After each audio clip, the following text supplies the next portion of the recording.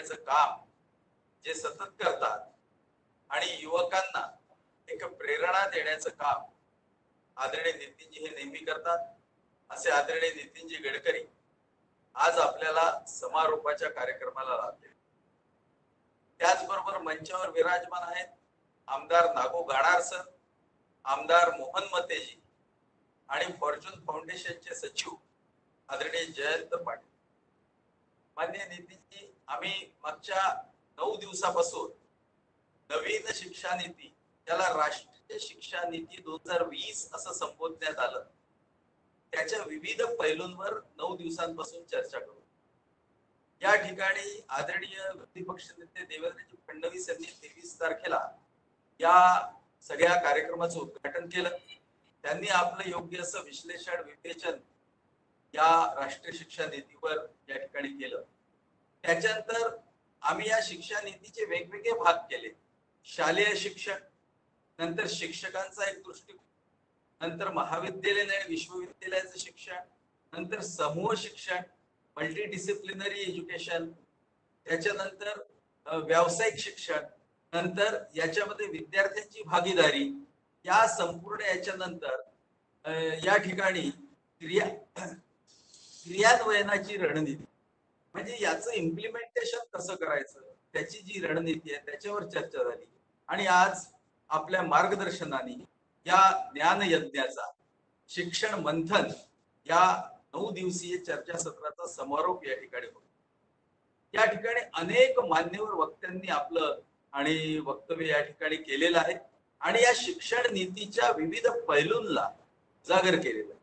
याच्यामध्ये आपल्या नागपुरातील विविध महाविद्यालयांचे प्राचार्य आणि शिक्षिका, तशा माननीय अंजुताई तानी, भारतीय विद्या भवनच्या प्रिन्सिपॉल, त्याचप्रमाणे आपल्या सौ दस्तुरे, मृणालिनी दस्तुरे, त्याचप्रमाणे सौ स्मिताताई बोकारे यांनी शालेय शिक्षणावर मार्गदर्शन केलं.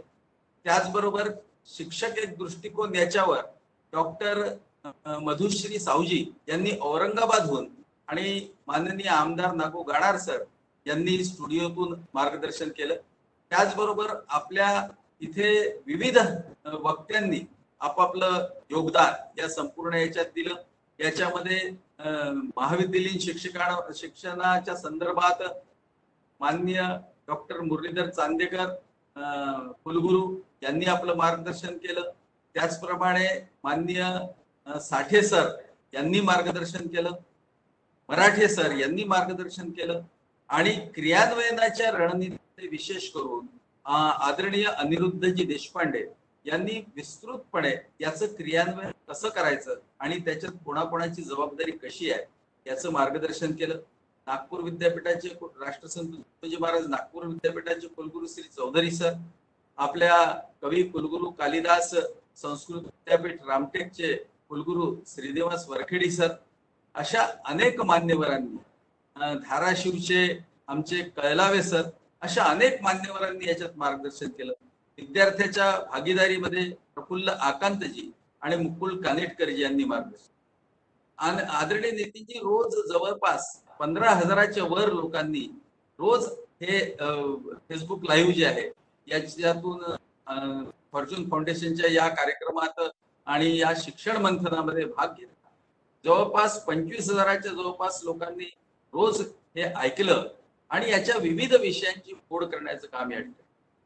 या संपूर्ण शिक्षण नीतीचा उद्देश आत्मनिर्भर भारताकडे वाटचाल, विश्वगुरु पदाकडे वाटचाल अशा पद्धतीचा असल्यामुळे आणि आत्मनिर्भर भारत हा जर करायचा असेल तर आपल्यासारख्या कल्पक, आपल्यासारख्या नवाचाराला समर्थन देणाऱ्या, नवीन नवीन प्रयोग करून यशस्वीपणे त्याला अस्तित्वात आणणाऱ्या अशा नेतृत्वाची निश्चितपणे मार्गदर्शनाची आम्हाला आवश्यकता आहे. त्याचबरोबर MSME सारखं पोर्टफोलिओ माननीय नितीनजींकडे आहे. मार्ग परिवहनाचं तर आहेच, पण MSME म्हणजे कुठल्याही देशाचा GDP जर वाढवायचा असेल तर MSMEच्या आधारावर तो निश्चितपणे वाढतो.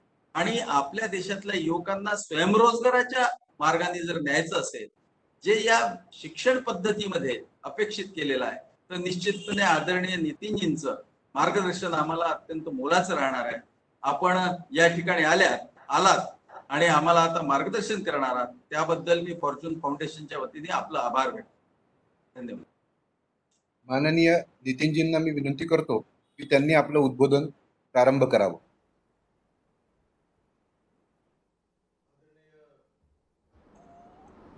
आमदार अनिल सोले, आमदार मोहन मते, आमदार नागो गाणार और उपस्थित सभी भाई और बहनों, हमारे देश में विशेष रूप से नई शिक्षा नीति जो आई है, इसके बारे में सभी स्तर पर उसकी स्वीकार्यता के बारे में काफ़ी सकारात्मक रिस्पॉन्सेस अलग अलग सेक्टर से मिले हैं. हमारी शिक्षा जो है उसमें सबसे इम्पोर्टेंट चीज़ यही है कि शिक्षा से हमें नॉलेज प्राप्त होता है, ज्ञान. और नॉलेज का अर्थ होता है, नॉलेज एक पावर है, शक्ति है. जैसे पावर के बारे में फिजिक्स में ये कहा है कि कोई भी पावर जो होती है वो डिस्ट्रॉय नहीं होती. दैट पावर और एनर्जी जो होती है वो convert into one energy to another energy होती है. और इसलिए नॉलेज, ये पावर जो है, ये इसका कन्वर्शन हमें किस में करना है, ये हमारे लिए सबसे प्रमुख एजेंडा है. मैं यही मानता हूँ कि नॉलेज एज ए पावर, इसमें सबसे पहली प्राथमिकता जो इस शिक्षा नीति की विशेषता है कि पहली बात, हम किसे पढ़ाएं, कौन पढ़ाए, क्या पढ़ाए, और उसके बाद में किस व्यक्ति का निर्माण करना चाहते वो कैसा हो, ये हमारी संकल्पना क्या है. पहली बात तो ये कि स्वामी विवेकानंद जी ने ये कहा है कि no philosophy can be taught to empty stomach. खाली पेट को कोई भी तत्वज्ञान सिखाया नहीं जा सकता. और हमारे देश में, हमारी देश को आने वाले समय में हम आर्थिक महाशक्ति बनाना चाहते हैं. प्रधानमंत्री जी ने कहा है कि 5 साल में हम 5 ट्रिलियन की इकोनॉमी बनेंगे और 100 लाख करोड़ का इंफ्रास्ट्रक्चर बनेंगे. अगर ये हमको बनाना है तो स्वाभाविक रूप से हिंदुस्तान में हमें नॉलेज, इस पावर का उपयोग करके इस उद्दिष्ट को पूरा करने में हमें निश्चित रूप से ऐसी शिक्षा नीति चाहिए जो इस उद्दिष्ट को पूरा करेगी. प्राथमिक शिक्षा, माध्यमिक शिक्षा, उसके बाद महाविद्यालयीन शिक्षा और उच्च शिक्षा, स्वाभाविक रूप से सबका अपना अपना महत्व है. पहला विषय जो महत्वपूर्ण है, जो हम सबका पहले से आग्रह रहा है कि हमारे देश में जिस पीढ़ी को हम भविष्य में निर्माण करना चाहते हैं वो मूल्याधिष्ठ जीवन पद्धति के आधार पर, मूल्याधिष्ठित परिवार पद्धति के आधार पर हमारे इतिहास, संस्कृति और विरासत, इसके संपन्न अनुभव के साथ प्रेरणा लेकर उसी लाइन में आगे उसी प्रकार की बने. और इसलिए मूल्य जो होते हैं, जीवन मूल्य, इनकी सबसे बड़ी विशेषता इस शिक्षा नीति में जिसका विचार किया गया है वो जीवन मूल्यों का चिंतन करना, उसकी चिंता करना और उसके संस्कार कैसे होंगे उसका नियोजन करना, ये इस शिक्षा नीति में प्रमुखता से इसकी विशेषता रही है. हम छत्रपति शिवाजी महाराज का नाम लेते हैं, बाबा साहेब अम्बेडकर जी का नाम लेते हैं, लोकमान्य तिलक जी का नाम लेते हैं, स्वतंत्रवीर सावरकर का नाम लेते हैं, बहुत से क्रांतिकारक, देशभक्त, इतिहास पुरुष, राष्ट्र पुरुष करके हमारे इतिहास को, गौरवशाली इतिहास में अनेक व्यक्तियों के नाम लेते हैं. पर हम क्यों लेते हैं? क्योंकि उनका जीवन, उनका चरित्र और उनका कार्य कर्तृत्व, ये हमारे देश के लिए और समाज के लिए हमें निश्चित रूप से प्रेरणादायी होता है, आदर्श होता है, और उसी के कारण हम बार बार उनका नाम लेते हैं. मुझे याद है, मैं जब 5वीं की कक्षा में पढ़ रहा था तो हमें पढ़ाते समय कहा, एक अच्छी कविता बताई गई थी की थोर महात्मे होऊन गेले चरित्र त्यांचे पहा जरा, आपण त्यांच्या समान व्हावे हाच सापडे बोध खरा। तो मुझे लगता है कि ये जो हमारे इतिहास, संस्कृति और विरासत से जो प्रेरणा हमको मिलेगी वो उनके गुण, कार्य और कर्तृत्व, इसके आधार पर जब हम उसका अध्ययन करेंगे, चिंतन करेंगे तो उसी के आधार पर मिलने वाला है। तो अब सबसे पहले आवश्यकता यही है कि जीवन मूल्य क्या क्या है। जीवन मूल्य कोई बाजार में मिलेंगे नहीं, कोई स्टॉक एक्सचेंज में इसका कोई रेटिंग नहीं है। आजकल हमारे व्यक्तिगत जीवन में, पारिवारिक जीवन में, सामाजिक जीवन में, राजनीतिक जीवन में हम बहुत बार अस्वस्थ होते हैं। अस्वस्थ इसलिए होते हैं कि यहाँ काम करने वाले लोगों का जो व्यवहार होता है उससे हम दुखी होते हैं। दुखी इसलिए होते हैं कि उनका व्यवहार अच्छा नहीं है। उनका व्यवहार इसलिए अच्छा नहीं है क्योंकि उनको जिन जीवन मूल्यों को कटिबद्धता के साथ उन्होंने स्वीकार करना चाहिए, उन जीवन मूल्यों के संस्कार स्कूल से, कॉलेज से, घर से, परिवार से, गुरुजनों से, ये संस्कार जो है ये जब होंगे तब उनके व्यक्तित्व में उसका परिणाम दिखेगा। सच बोलना चाहिए, ये केवल कहने से नहीं होगा। तो जीवन में सच बोलना एक जीवन मूल्य है, परोपकार जीवन मूल्य है। वही मनुष्य है कि जो मनुष्य के लिए मरे, यही पशु प्रवृत्ति है कि आप ही चरे, वही मनुष्य है कि जो मनुष्य के लिए मरे। यानी सामाजिक दायित्व के भाव से समाज के शोषित, पीड़ित, दलितों के प्रति संवेदनशीलता रखने वाला समाज निर्माण हो। और हमने देखा आज हमारे में से अनेक कार्यकर्ता है, मोहन मते जी बैठे यहाँ, उन्होंने इस कोविड के कार्यकाल में समाज के लिए, लोगों के लिए, दीन दलित अनाथों के लिए भोजन सत्र चालू किया। ये क्यों चालू किया?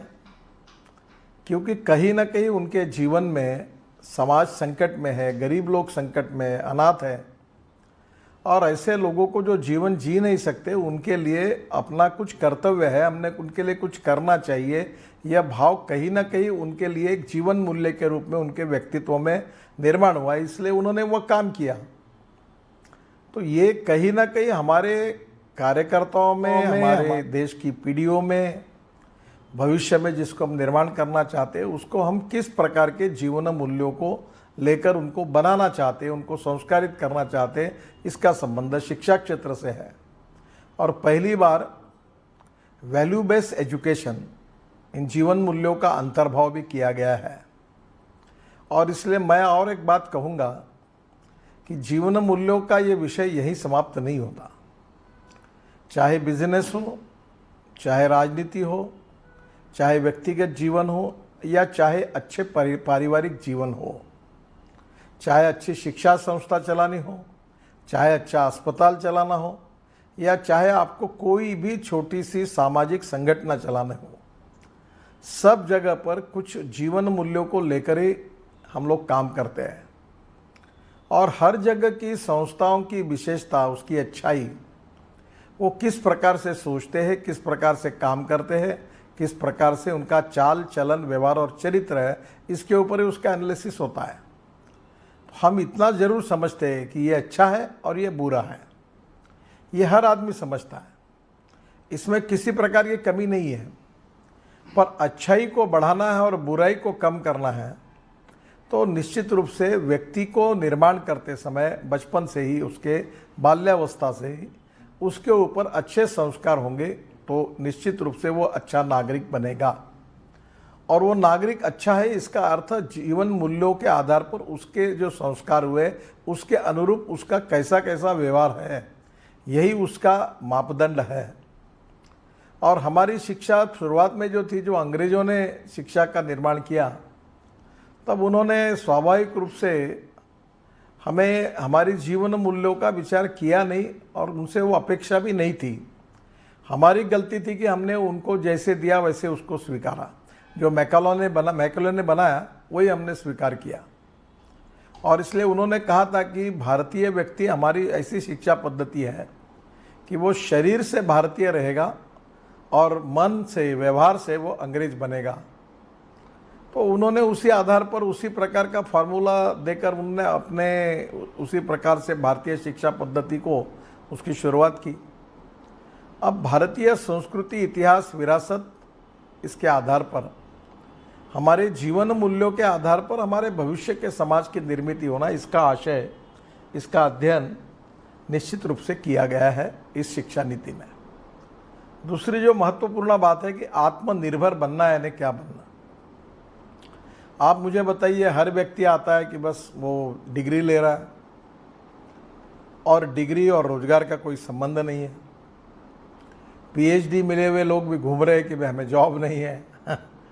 तो आखिर रिसर्च करने वाले, पीएचडी लेने वाले, चिंतन करने वाले लोगों की भी आवश्यकता है, पर सभी लोग पीएचडी लेकर चिंतन करेंगे, इतनी संख्या बढ़ जाएगी आखिर, पर उसका उपयोग क्या होगा। मैं अभी आने वाले इस दिनों में, बहुत दिनों में, मैं काफ़ी यूनिवर्सिटी के लोगों से, काफ़ी अलग अलग आईआईटीज़ के साथ मुझे चर्चा करने का मौका मिला। तो परसों एक 8-10 दिन पहले मैं गुजरात के एक यूनिवर्सिटी में, टेक्निकल यूनिवर्सिटी में, आईआईटी में मैं बातचीत कर रहा था। तो मैंने स्वाभाविक रूप से 3-4 प्रश्न सहजता पूछे कि आपकी शिक्षण संस्था जिस जिले में है, उस जिले के आर्थिक स्थिति बदलने के लिए आपका क्या सहयोग है, उस जिले में किस प्रकार के रॉ मटेरियल अवेलेबल है, उस रॉ मटेरियल के आधार पर कौन से उद्योग हो सकते हैं, इसमें आपका कोई रिसर्च है क्या। आज हम यही अनुभव करते हैं कि हमारे विदर्भ में कोयला है, पर कोयले के आधार पर कोई हमारे पास अध्ययन नहीं है, कोई उसका किसी प्रकार का कॉलेज नहीं है, न कुछ नहीं है। हमारी मैग्नीज ओर ऑफ इंडिया हजारों करोड़ के प्रॉफिट कमा रही है, उसका पर देश में मैग्नीज इंपोर्ट होता है, मैग्नीज में वैल्यू एडिशन हो सकता है, उसका हमारे पास कुछ नहीं है। हमारे पास फॉरेस्ट है, और फॉरेस्ट के आधार पर हमारे पास कुछ नहीं है। कल मैं गढ़चिरौली ज़िले में बात कर रहा था, तो मैं वहाँ के पालक मंत्री जी को मैंने कहा कि मेरी इच्छा है, अभी गढ़चिरौली ज़िले में बड़े बड़े ब्रिजेस बन गए, रोड बन गए, और 2 साल में ज़िले के सब प्रश्न सुलझाए जाएंगे, मुझे नहीं लगता आप कोई समस्या है। पर गढ़चिरौली ज़िले में रोजगार कैसे मिलेगा। तो मैंने कहा कि भाई आप कम से कम 100 यूनिट ऐसे तैयार करो कि जो बाम्बू से अगरबत्ती तैयार करने वाली, काड़ियाँ तैयार करने के उद्योग 100 गढ़चिरौली जिले में शुरू हो जाए। गढ़चिरौली जिले में बायो एविएशन फ्यूल है, जो रतनजोत, मोह, साल, करंज और टोली है, उसके बायो टेक्नोलॉजी का उपयोग करके हम हवाई जहाज चला सकते, सिद्ध हो गया। तो हमारा ये गढ़चिरौली बायो एविएशन फ्यूल का सेंटर क्यों नहीं बने। अब यूनिवर्सिटी हमने वहाँ खोली गढ़चिरौली में, पर मैं एक बार जब गया था वहाँ के दीक्षा पदवीदान समारंभ के लिए, तो मैं जब वो बिल्डिंग देखी, वहाँ का माहौल देखा, तो मैंने वीसी साहब को कहा कि साहब आपका चेम्बर ऐसा नहीं, अच्छा नहीं है इतना, तो आप ये सब इसको अच्छा बनाइए। तब सुधीर मुनगंटीवार जी को मैंने कहा था, ऑफिस कॉन्ट्रैक्टर को कहा था कि भाई आप विदाउट मनी ये डिज़ाइन करिए। उनने तैयारी दर्शाई कि ऐसी यूनिवर्सिटी बने कि वहाँ लोगों को लगे कि हम जाए, पढ़े लिखे, वहाँ बैठे, चर्चा करें, विचार करें। तो वहाँ के वनवासियों को, पिछड़े हुए लोगों को अपने पैरों पर खड़े होकर रोजगार देने की कोई विजन अगर वो गढ़चिरौली यूनिवर्सिटी नहीं देती, तो फिर वो यूनिवर्सिटी खोल के क्या उपयोग हुआ। तो शिक्षा का संबंध जीवन के साथ है, शिक्षा का संबंध ज्ञान के साथ है, और शिक्षा का संबंध आर्थिक जीवन, पारिवारिक जीवन को व्यतीत करने के लिए स्वयं रोजगार निर्माण करके अपने पैरों पर खड़ा होने के लिए भी है। तो इसीलिए व्यवसायभिमुख तांत्रिक शिक्षण, उसके साथ स्किल डेवलपमेंट, इसको जोर इसमें दिया गया है। और अब मैं ये मानता हूँ कि अब इसकी कमी है। अब बीकॉम बीए की संख्या बहुत ज़्यादा है, पर उनको आज शायद नौकरियां नहीं है। पर कोई अच्छा शेफ़ है तो उसको 25,000, 30,000, 40,000 रुपये में नौकरी मिल सकती है। ये फॉर्च्यून फाउंडेशन में जब अनेक लड़कों को रोजगार देने की बात आई तो अनेक जिलों में, मुझे नहीं लगता था, पर अनिल जी ने इसके द्वारा अनेक लोगों को रोजगार उपलब्ध कराया। और कौन से हमारी जो यहाँ की इंडस्ट्री है, उनको कैसे लोग चाहिए, वो तैयार हुए। अब हमारे यहाँ बोइंग और एयरबस इसके 1100-1200 पार्ट्स नागपुर में तैयार होते हैं। यहाँ टाटा की टाल नाम की कंपनी है और वहाँ 2000 लड़के काम करते हैं। और मैं एक बार वहाँ जब उद्घाटन के लिए गया था तो चंद्रशेखर बावनकुळे और मैं था, एक एक सेक्शन में घूम रहे थे। तो मैं लड़कों को पूछा कौन से गांव से है, तो नागपुर जिले के मौदा कामठी तहसील के गांवों से लड़के आए थे और वो अमेरिका में और फ्रांस में बनने वाले हवाई जहाज के पार्ट बना रहे थे। तो ये जीवन में आर्थिक दृष्टि से अगर हमें समृद्ध संपन्न बनना होगा तो हमें रिसोर्सेस का भी विचार करना होगा। आज देश में अगर हमारी इकोनॉमी को सुधारना होगा तो एक्सपोर्ट को बढ़ाना होगा, इंपोर्ट को कम करना होगा। एक्सपोर्ट को बढ़ाना होगा तो क्वालिटी प्रोडक्शन करना होगा, क्वालिटी प्रोडक्शन करना होगा तो ट्रेनिंग स्किल्ड मैन पावर लगेगी। स्किल्ड मैन पावर आएगी नहीं तो मशीन कहाँ से चलाएंगे वो। आज ही मैंने सुबह हमारे टूल टेक्नोलॉजिकली जो टूल हमारा जो उसका सेंटर है, टेक्नोलॉजी सेंटर का, आज मैं राजस्थान में भिवाड़ी में उसका इनॉग्रेशन किया। और मैंने उनको कहा कि अब हमको देश के एक एक तालुका में, एस्पायरेंट डिस्ट्रिक्ट में, ट्राइबल डिस्ट्रिक्ट में टेक्निकल इंस्टीट्यूट खोलने चाहिए। और ये आईआईटी, इंजीनियरिंग, पॉलिटेक्निक, आईआईटी में पड़ी है, बिल्डिंगें पड़ी हुई है, पुराने वेल्डिंग मशीन रखे हुए, वहाँ लेथ मशीन रखे हैं, दुनिया बदल गई। तो मैंने कहा कि वहाँ हमारे लोगों को जब से सॉफिस्टिकेटेड जो है, जो रोबोट टेक्नोलॉजी से रिलेटेड अनेक चीज़ें बनी है, मशीन बनी है, वो पूरी अच्छी अच्छी मशीन लाकर आप वहाँ स्किल्ड और ट्रेनिंग सेंटर बनाइए ताकि हमारे बच्चे अच्छी तरह से पढ़े लिखे। और मुझे लगता है कि आज कहीं ना कहीं समय के अनुसार ये व्यवसाय विमुख तांत्रिक शिक्षा, ये हमारे विशेष रूप से माध्यमिक शिक्षण पूरा करने के बाद हमारे या नए पीढ़ी को मिलनी चाहिए। मैं एक विशेषता बताता हूँ, इस समय इस शिक्षा नीति में इसका अच्छा विचार किया गया है। जर्मनी ऐसा देश है कि जिसका टोटल वर्ल्ड के इसमें 3% तो जो दुनिया में एक्सपोर्ट होता है वो जर्मनी से 3% एक्सपोर्ट होता है और छोटा देश है। कोई भी मशीनरी, हेवी मशीनरी चाहिए तो जर्मन से आती है। तो ये मैंने जब वहाँ जर्मनी में गया और मैंने पूछा कि ये क्यों है आपके यहाँ, तो उन्होंने कहा कि इसका कारण ये है कि हमारे यहाँ one person specialise in one subject. अगर एक 10वीं 12वीं की मिनिमम शिक्षा लेने के बाद एक व्यक्ति स्कूटर मैकेनिक है तो 5 साल वो वही सीखता है। हमारे यहाँ वो बॉटनी, जूलॉजी, मैथमेटिक्स लेके एमएससी होता है और रिजर्व बैंक में नोट सेक्शन में नोटा गिनने का काम करता है। तो मैं यही मानता हूँ कि एक प्रकार से इसका कोई संबंध नहीं है। और इसलिए आने वाले समय में, आवाज़ चल रहा ना, आने वाले समय में हमें हमारे व्यवसाय को, हमारे आर्थिक प्रगति और विकास की ओर जाने के लिए स्किल्ड इंजीनियरिंग मैन पावर हमको किस प्रकार की चाहिए, उसको रखकर हमको हमारी स्वाभाविक रूप से हमारी दिशा निश्चित करनी होगी। और वो निश्चित करने के लिए हमें रोजगार जो है, व्यवसाय यानी शिक्षा का व्यवसायीकरण, और व्यवसायीकरण करने से नौकरी मांगने वाले नहीं तो हम नौकरी देने वाले बनेंगे, ये भी भाव उसमें आना चाहिए। और वो ऐसे व्यक्ति आकर उनकी जो एंटरप्रेन्योरशिप है उसका उपयोग कर कर जब वो काम करेंगे तो बहुत कुछ हो सकता है। और ये हम छोटे छोटे लोग कर सकते हैं। हमारे यहाँ मुझे बहुत खुशी है कि एमएसएमई में एक 3-4 महीने कोविड शुरू हो गया तो हमारे लिए पीपीई किट हमें यहाँ नहीं मिल रही थी। और विकास महात्मे मेरे पास आए और उन्होंने मुझे कहा कि कैसे करना है, ये हॉस्पिटल में ऐसी स्थिति है। तो हमने एक से डोनेशन लिया और पीपीई किट बनाई यही नागपुर में, और वो हमने करीब 20,000 पीपीई किट फुकट में बांटी। फिर मुझे ध्यान में है कि इसमें इतना कठिन क्या, हमारे यहाँ क्यों नहीं बनता। तो यहाँ एक ऑरेंज सिटी क्लस्टर है, टेक्सटाइल क्लस्टर, वो लड़के वहाँ यहाँ हमारे यहाँ 1000-1200 महिला पुरुष काम करते हैं उप्पलवाड़ी में। तो वो यहाँ से पीटर इंग्लैंड के लिए शर्ट बनाते हैं, बहुत अच्छा ब्रांड है दुनिया का, इतनी अच्छी क्वालिटी बनाते हैं। तो मैंने उनको बुला कर कहा ये तुम शर्ट बनाते हो अच्छी बात है, पर तुम ये पीपी किट नहीं बना सकते। बोले बना सकते हैं, तो बनाओ। और उन्होंने बनाया। और आज हमारे देश में ऐसा है कि हम पीपीई किट इंपोर्ट करने वाले नहीं, हम एक्सपोर्ट करने वाले बने। इतनी पीपीई किट बनी। 2 दिन पहले मुझे बहुत खुशी हुई कि दिल्ली में मैंने एक वेंटिलेटर को लॉन्च किया। तो आपको मालूम है, स्पाइस जेट करके कंपनी है हवाई जहाज़ की, उसके मालिक अजय सिंह है, मेरे मित्र हैं। तो उन्होंने कहा कि हवाई जहाज़ बंद पड़े कोविड के कारण, तो सब इंजीनियर खाली पड़े थे। तो मैंने सबको बुलाकर कहा कि मैं अब तनख्वाह कैसे देना ये भी समस्या, आप कुछ रिसर्च करके कोई प्रोडक्ट डिज़ाइनिंग करके कुछ काम करिए।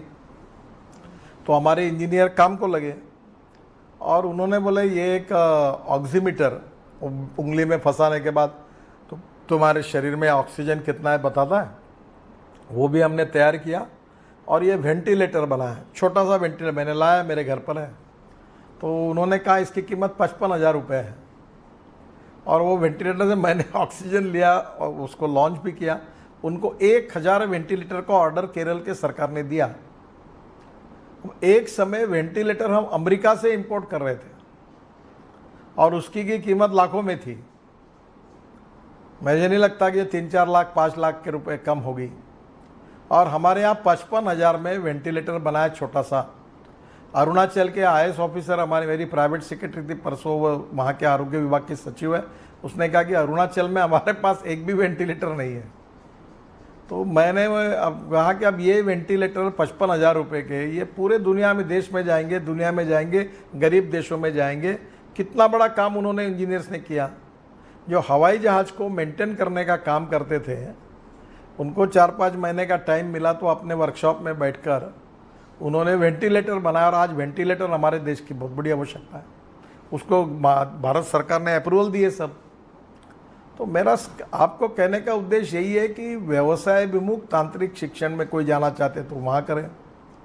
कोई अगर इंटीरियर फर्नीचर का काम है, अब हमारे यहाँ देखिए कि हैदराबाद में ये आइकिया करके कंपनी ने अपने मॉल में फर्नीचर मॉल का इनॉग्रेशन किया, तो 3 दिन लोग अंदर घुसे थे, इतनी गर्दी, इतना रश था।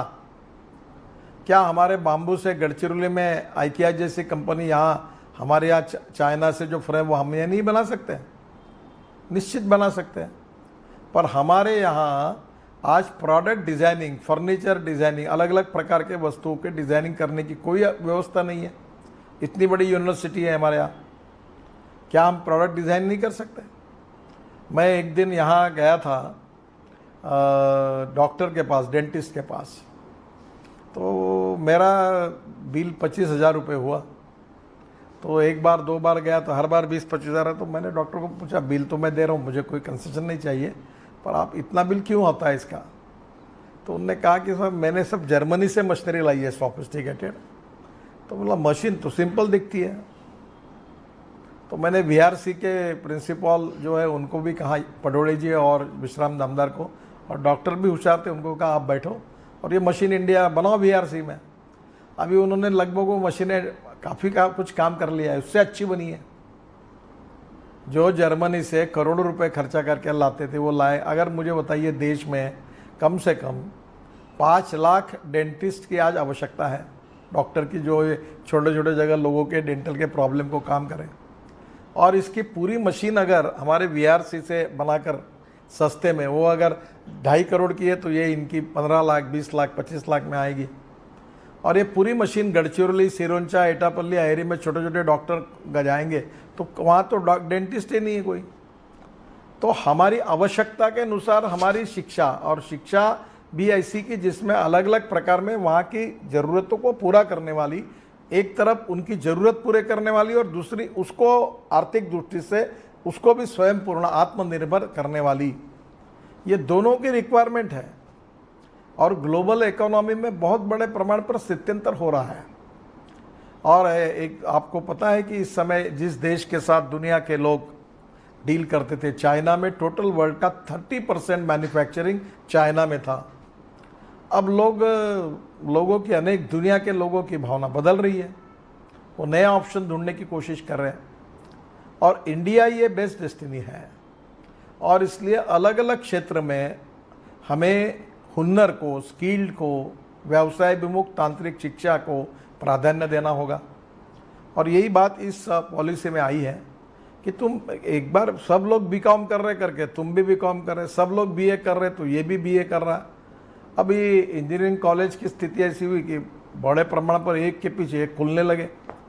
अब ऐसी हो गई कि कुछ कॉलेज में एडमिशन नहीं है, अब कॉलेज बंद होने की शुरुआत हो गई। अब मेडिकल कॉलेज में ऐसी स्थिति है कि आज हमारे देश में कम से कम 500 मेडिकल कॉलेजेस तुरंत खोलकर भी हमारे पास मेडिकल और पैरामेडिकल कोर्सेज की कमी है। तो क्यों नहीं हम तालुका लेवल पर जो मेडिकल कॉलेज खोलेगा उसको कहेंगे भाई जगह फुकट देते हैं आपको, वहाँ पड़ी हुई है जगह, और उसको कहेंगे कि जितनी मशीनरी तू लेंगे उसमें कोई टैक्स नहीं लगेगा, नोशनल नुकसान है, वहाँ कौन खोलने वाला है। और वहाँ हॉस्पिटल बड़े बड़े बन जाएंगे 500 बेड के, तो क्यों लोग नागपुर आएंगे।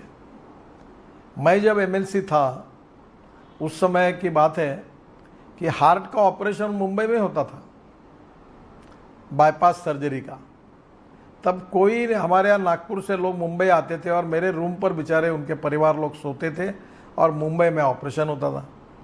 आज नागपुर में बाईपास सर्जरी करने वाले कितने अस्पताल खुल गए, नागपुर में नहीं, अब तो उमरेड में और गढ़चिरौली में भी बाईपास होने लगी।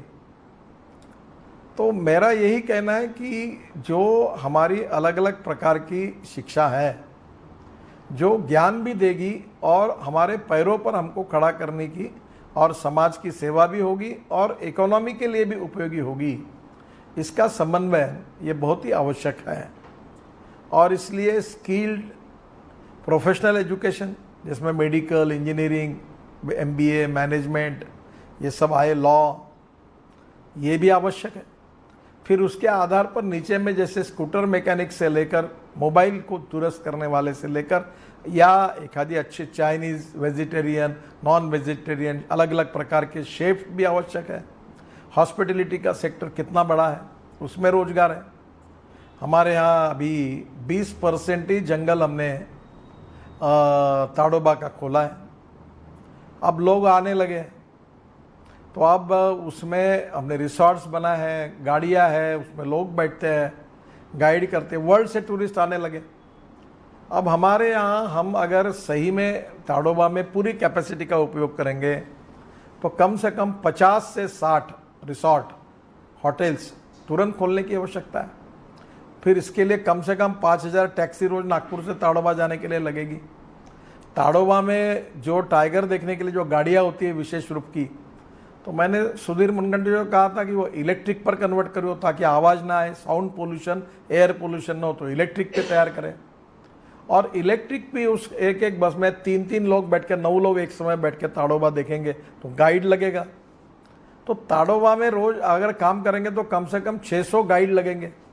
अब वो गाइड अंग्रेजी बोलने वाले अच्छे लड़के होंगे, उनको गाइड प्रशिक्षण कोई चंद्रपुर, भंडारा, गढ़चिरौली में मिलेगा तो वो गाइड बन के काम करेंगे, रेस्टोरेंट में काम करेंगे। तो कहीं ना कहीं शिक्षा का संबंध ज्ञान के साथ साथ उनकी आर्थिक स्थिति में स्वयं रोजगार के साथ भी जुड़ा हुआ है। और इसलिए अच्छा व्यक्ति भी बनाना है, संस्कारित व्यक्ति भी बनाना है, मूल्याधिष्ठित जीवन पद्धति में देश के लिए, समाज के लिए और परिवार के लिए एक एसेट होगा, ऐसा व्यक्ति भी निर्माण करना है। और उस व्यक्ति को उसकी आर्थिक आवश्यकताओं को पूरा करने के लिए उसको स्वावलंबी बनाना है, स्वयं पूर्ण बनाना है, आत्मनिर्भर बनाना है।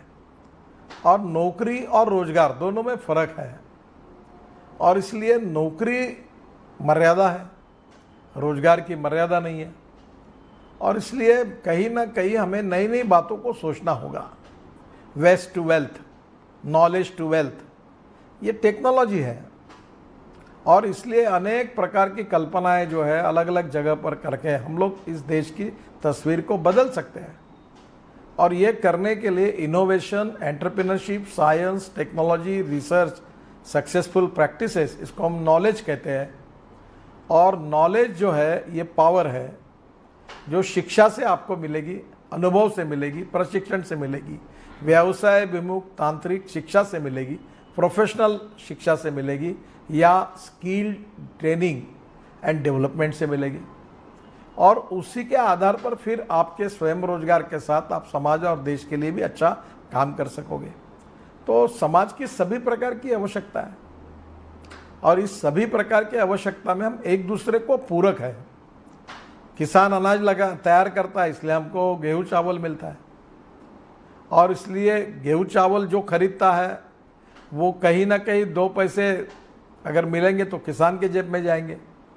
हमको सब प्रकार का अभी अलग अलग चीज़ें, कोई आपको तेल लगता है खाने का, अब हमारे देश में 90,000 करोड़ रुपए का तेल हम इंपोर्ट कर रहे हैं, पर हमारे देश में तेल सिर्फ तैयार नहीं हो रहा है, अब गेहूं और चावल सरप्लस हो गए। गढ़चिरौली जिले में 28 लाख टन हमने पैडी खरीद ली है, रखने के लिए जगह नहीं है देश में, 3 साल रहेंगे इतना चावल आ गया, पर हमारे पास ये नहीं है, तेल नहीं है, तो हमें क्रॉप पैटर्न बदलना होगा। और अब राइस ब्रांड ऑयल निकलता है, तो मेरा जो आपसे सवाल है कि अब राइस ब्रांड ऑयल बड़े प्रमाण पर तैयार करना होगा, और अब राइस से हम इथेनॉल बना रहे हैं, और इथेनॉल से पूरा हमारा जो पेट्रोल डीजल के भाव तो कम ही होंगे, पर उल्टा हमारा इंपोर्ट कम होगा और पोल्यूशन कम होगा। और गाँव में गढ़चिरौली, चंद्रपुर, भंडारा सब चावल के क्षेत्र में इसकी इंडस्ट्री शुरू हो जाएगी। तो कहीं ना कहीं हमारी यूनिवर्सिटी, हमारी एजुकेशनल, विशेष रूप से इंजीनियरिंग कॉलेजेस, हमारी IITs, हमारी LIT जैसी संस्थाएं, हमारे ITIs, कभी गढ़चिरौली के ITI को ये सोचना पड़ेगा कि गढ़चिरौली में कौन से उद्योगों के लिए कैसे लड़के तैयार करने हैं। अगर बाम्बू के आधार पर फर्नीचर बनाना है और वो बाम्बू गढ़चिरौली में अवेलेबल है, पर वहाँ कोई बाम्बू के फर्नीचर के डिज़ाइनिंग बनाने का कोई यूनिवर्सिटी नहीं, कोई सेंटर नहीं, तो कैसे होगा। अभी बाम्बू का सेंटर गढ़चिरौली में खोला यूनिवर्सिटी में। तो कहीं ना कहीं इन सब बातों को लेकर हमारी शिक्षा से संस्कारित व्यक्ति तैयार करना, शिक्षा के आधार पर स्वयं रोजगार निर्माण करने की व्यवस्था उसके लिए करने के लिए उसको उस प्रकार का स्किल्ड हुनर सिखाना या व्यावसायिक शिक्षा प्राप्त करना, वहाँ की आवश्यकता के अनुसार उसकी योजना बनाकर उसको निर्माण करने में एक सिस्टम को क्रिएट करना, और इसमें से लड़के अपने विदेशों में जाकर भी अच्छा काम कर रहे हैं। हमारे विदर्भ के, नागपुर के लड़के जब मैं दुनिया में घूमता हूँ तो मिलते हैं, कोने कोने में मिलते हैं कि मैं यहाँ काम कर रहा हूँ। मैं कनाडा में गया था तो कनाडा के अंदर जंगलों में वैनकोर के पास मैं जब होटल में गया तो वहाँ का शेफ, वेटर्स मुझे भारतीय मिले, उनको रोजगार है, डॉलर में अच्छा कमाई कर रहे हैं। तो इन सब बातों को नए परिप्रेक्ष्य में मूल्याधिष्ठित जीवन पद्धति, परिवार पद्धति और जीवन पद्धति, इसको भी विकसित करना, फिर शिक्षा के साथ हुनर को देकर आर्थिक दृष्टि से आत्मनिर्भर भारत निर्माण करने के लिए अपने पैरों पर उसके खड़ा करने की भी विजन उसको प्राप्त करके देना, और देश की प्रगति और विकास में ये जो नए लोग बनेंगे, ये पढ़कर आएंगे, इनका काफ़ी योगदान होगा, जिससे देश की प्रगति और विकास भी होगा। इन सब बातों का एक इंटीग्रेटेड अप्रोच में अध्ययन चिंतन करने के बाद इसका ड्राफ्ट बनाया गया है, और निश्चित रूप से मुझे विश्वास है कि ये आने वाले समय में, आने के जो 100 साल होंगे, उस 100 साल में हमारे देश को एक नई दिशा देने वाला ये ड्राफ्ट है। मैं, हमारे जो शिक्षा मंत्री है निशंक, जो हमारे उत्तराखंड के मुख्यमंत्री है, पूर्व मुख्यमंत्री थे, तो वो मेरे पास आए ये ड्राफ्ट डिक्लेयर करने के पहले, और मुझे कहे कि भाई आप इसके प्रेजेंटेशन के लिए और आप हमें हमारे इसमें सुझाव दीजिए। तो जब मैंने कहा इतना तो पढ़ना मेरे लिए मुश्किल होगा और मैं इसका एक्सपर्ट नहीं हूँ, पर आप मुझे इसका एक 6, 8, 10 पेज के नोट दीजिए कि इसमें क्या क्या है। और फिर मैंने उसके आधार पर जो कहा, तो काफ़ी बातें MSME के लिए हमारे सेंटर्स, टेक्नोलॉजी सेंटर्स, और जो हम चाहते हैं उस प्रकार का प्रतिबिंब उसमें काफ़ी आया था। तो अब ये सबके सुझाव के साथ, सबके चिंतन के साथ ये ड्राफ्ट देश में आया हुआ है। ये भारत को सुखी, समृद्ध, संपन्न, शक्तिशाली बनाने वाला, भारत का इतिहास, संस्कृति, विरासत के आधार पर संस्कारित करके नए भविष्य के पीढ़ी के चरित्र निर्माण करने वाला, और आत्मनिर्भर भारत, सुखी, समृद्ध, संपन्न, शक्तिशाली भारत, भय, भूख, आतंक और भ्रष्टाचार से मुक्त, इस प्रकार का व्यक्ति तैयार करने के लिए उपयोगी होने वाला जो शिक्षा होगी वो इसमें है। जात, पंथ, धर्म, भाषा से ऊपर उठकर मानवता के आधार पर हमें विचार करना होगा, और हर समय हम यही कहते हैं हमारे संस्कृति में कि विश्व का कल्याण हो। हम विस्तारवादी नहीं हैं, हमारे आजू बाजू में छोटे छोटे देश हैं, हमने कभी उनकी 1 फीट ज़मीन लेने की कोशिश नहीं की।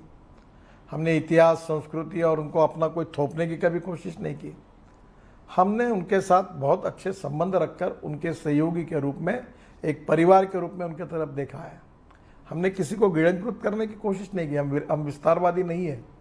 हम क्या कहते हैं कि पूरे विश्व का कल्याण हो, सबका कल्याण हो, बाद में हमारा कल्याण हो। पहले बोलते हैं सबका कल्याण हो, मानवता का कल्याण, मानव समाज का कल्याण हो। यानी मतलब मेरे और मेरे बेटे का कल्याण करे, ऐसा नहीं कहते। हम कहते हैं विश्व का कल्याण हो। तो हमारी इतिहास, संस्कृति और विरासत में मिली हुई विचारधारा, संस्कार, मूल्य, जीवन मूल्य, जो हमारी विचार कटिबद्धता के साथ जुड़े हुए हैं, वो बहुत आवश्यक है। नागो गणार जी को मैं प्रार्थना करूंगा कि मैं बहुत बार उनको कहता था कि शिक्षक परिषद हमारी केवल शिक्षकों का वेतन, पेंशन, प्रमोशन, इसका विचार करने वाली संगठन है, ऐसा मत करिए। शिक्षक, विद्यार्थी, शिक्षण संस्था और सरकार मिलकर एक परिवार है, और शिक्षा से हम नए भविष्य के पीढ़ियों को तैयार कर रहे हैं, और उस पीढ़ियों को तैयार करने वाला सबसे इम्पॉर्टेंट फैक्टर शिक्षक है। उसकी आर्थिक जिम्मेदारी जो है उसके बिल्कुल उसके रक्षा होनी चाहिए, पर 99% केवल उनके वेतन, पेंशन, वृद्धि यहाँ तक संस्था सीमित रहेगी तो शिक्षा का विचार कौन करेगा?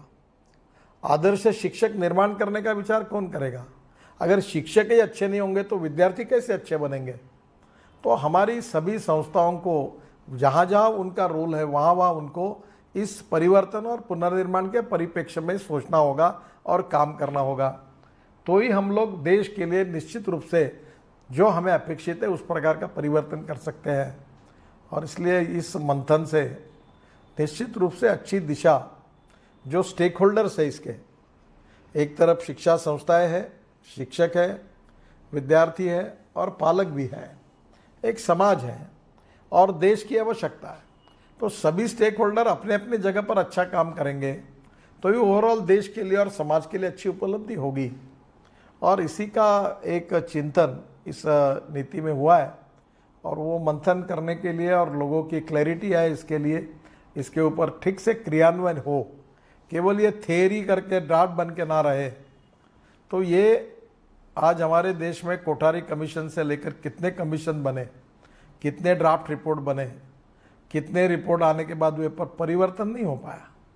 ड्राफ्ट अच्छा होने के बाद से केवल काम नहीं होगा, उसका इम्प्लीमेंटेशन ही उतना होकर और उसके परिणाम ही उतने अच्छे निकले, तब कहीं हम मानेंगे कि हमें इसका उपयोग हुआ। आखिरी में एक ही मुद्दा कहकर मैं अपनी बात को समाप्त करूंगा कि अनिल जी, ये जो पिछड़े हुआ क्षेत्र है, आपने आज नागपुर में ये शिक्षण मंथन किया, अच्छा हुआ, पर मैं लक्ष्मणराव मानकर ट्रस्ट की ओर से अभी हम 1100 एकल विद्यालय चलाते हैं और हमारे 900 टीचर हैं, और आज मुझे करीब 21,000 विद्यार्थी हमारे हो गए।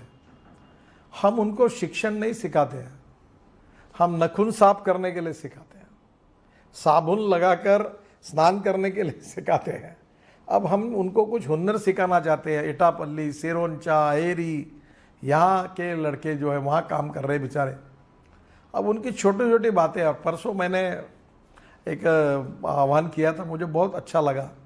बड़े प्रमाण पर मैंने कहा पुराने जूते, चप्पल और कपड़े दीजिए, और वो मैंने पूरी तरह से मेड़घाट और गढ़चिरौली में परिसर में गरीब आदिवासियों के लिए इस कोविड के समय भेजे। आपको देखो कितनी अच्छी बात है, हमारा सुनील देशपांडे मेड़घाट में काम करता है।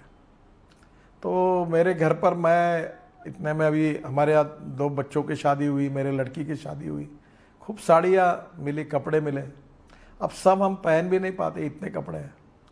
तो कांचन ने उसमें से जो प्योर सिल्क की अच्छी अच्छी साड़ियाँ थी, और मेरे दोनों बहू ने करीब 200 साड़ियों तैयार करके उस सुनील को अच्छी तरह साफ सफाई करके उसको सुनील देशपांडे को दी, मेड़घाट में भेजी। अब मेड़घाट में भेजने के बाद वो साड़ियाँ इतनी अच्छी थी कि वो 12,000 15,000 रुपये की एक एक साड़ी थी, और ये इन्होंने 2 4 5 बार लिया, क्योंकि कितनी साड़ियाँ पहनेंगे तुम, दिन में एक साड़ी एक बार। तो वो साड़ियाँ तो इतनी यूज़ नहीं हुई, अब वो नई जैसी लगती थी। अब उन्होंने एक सुनील ने ऐसा मुझे बताया कि मैंने वहाँ जो शादी होती थी मेड़घाट में आदिवासी क्या, तो लड़की के लिए एक दी और लड़की की माँ के लिए दी, ऐसी 2 साड़ियाँ एक समय दी। तो उसकी इतनी क्रेज़ हुई है कि जब कोई भी शादी होती है तो मुझे बता देते कि भैया शादी हो रही है, वो साड़ी चाहिए, साड़ी आप दीजिए। और वहाँ के लोग इतने हो जो, क्योंकि इतनी कॉस्टली साड़ी है और वो साड़ी पहनती है और इतना उनको आनंद आता है। तो सुनील ने मुझे स्पेशल इस बात को बताया कि देखो उनको कितनी खुशी हुई। अब मेरे घर पर जो चीज़ थी उसका मूल्य और महत्व कम था, क्योंकि 10 चीज़ें लगती तो 100 थी उसमें।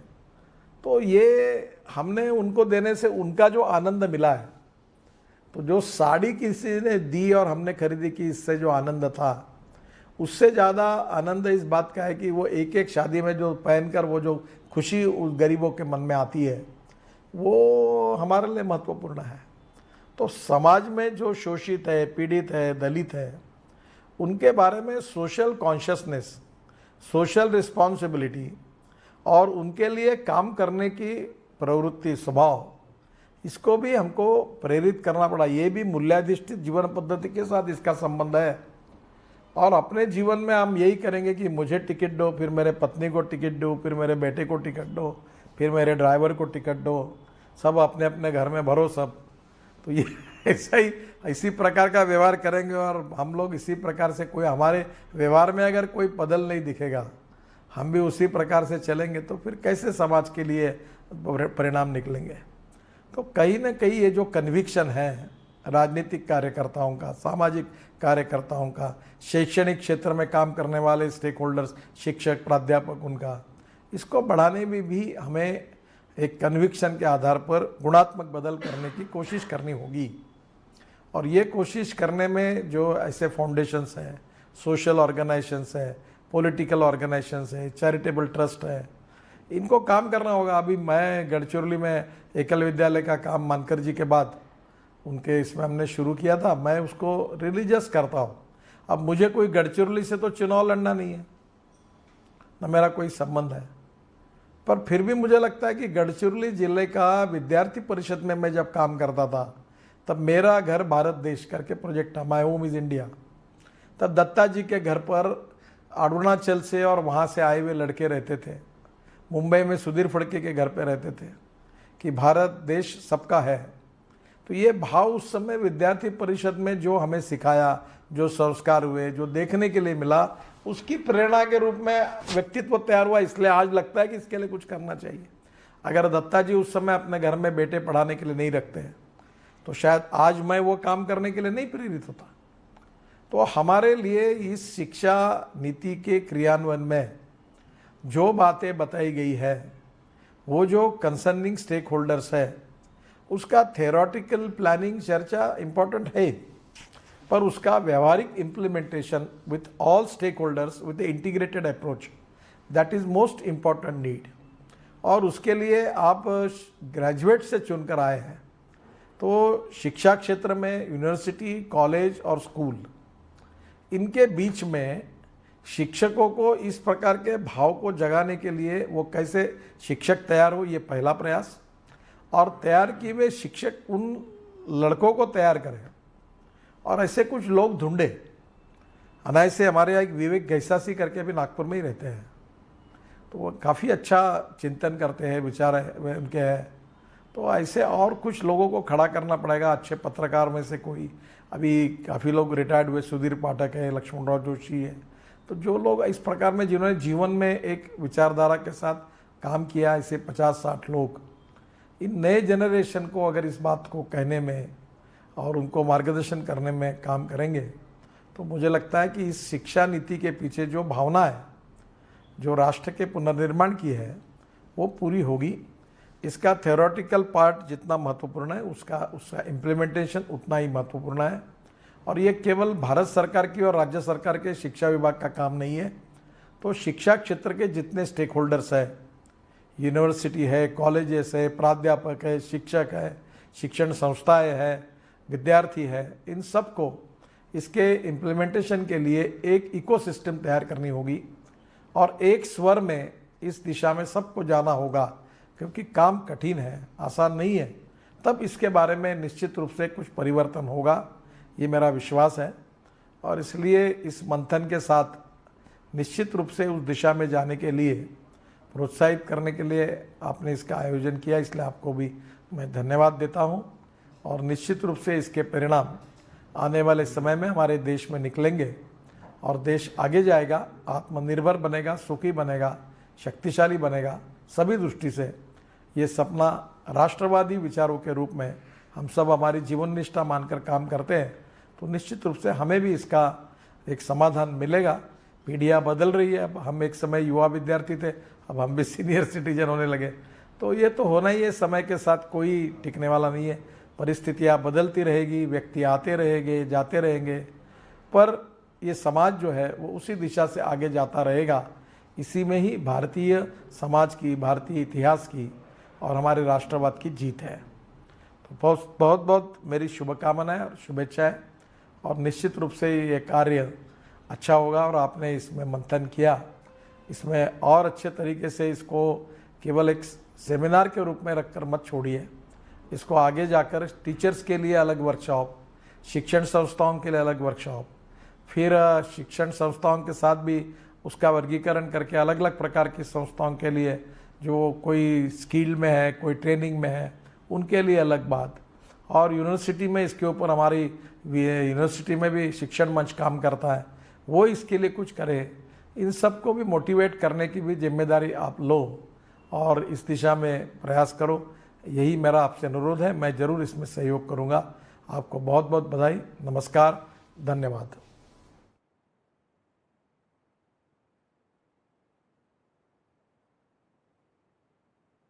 कौशल्य आणि शिक्षण याच्या माध्यमाने निर्माण होणाऱ्या नव्या भारताचं चित्र सगळ्यांच्या समोर उभं केलं।